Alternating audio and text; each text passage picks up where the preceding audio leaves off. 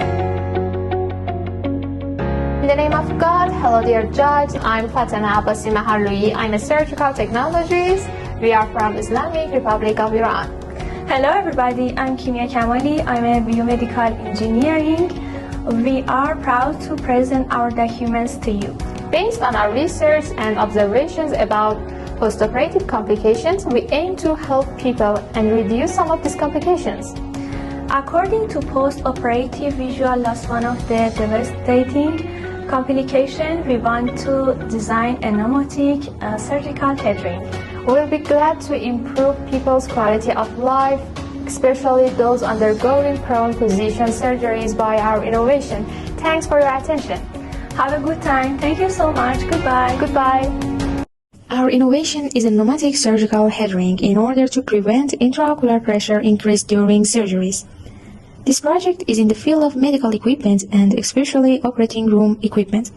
A specific surgical position is required for surgery in each area of the body. Any surgery may be associated with complication, which according to research, one of these complications is POVL, is an abbreviation of post-operative visual loss after non-ocular surgeries.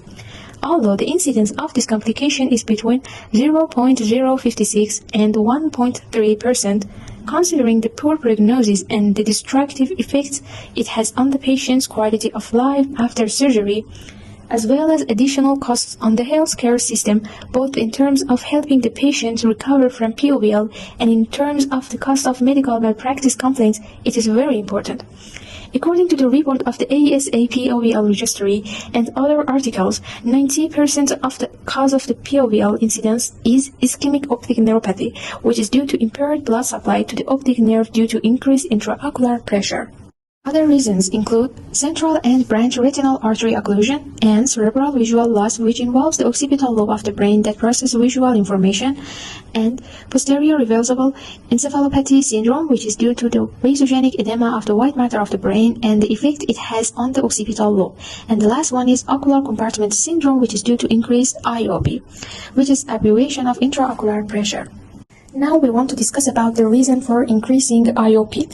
According to medical articles and research, changes in the natural body position, especially when the patient is placed in the prone position or Trendelenburg or on the Wilson frame, as well as hemodynamic changes caused by the effects of anesthetic drugs during surgeries, cause changes in IOP, and OPP is an abbreviation of ocular perfusion pressure. These rapid fluctuations in IOP and OPP play a role in the pathogenesis of visual field defects and related complications. Aqueous humor is effective in the amount of IOP. Epiascleral veins are the outflow channels of the aqueous humor. By placing the head in a lower position than the heart, especially in the prone position during spinal surgeries, venous congestion occurs in the head and especially in the epiascleral venous system. Any blockage in the exit or drainage of this venous system increases the venous pressure of the epiascleral system.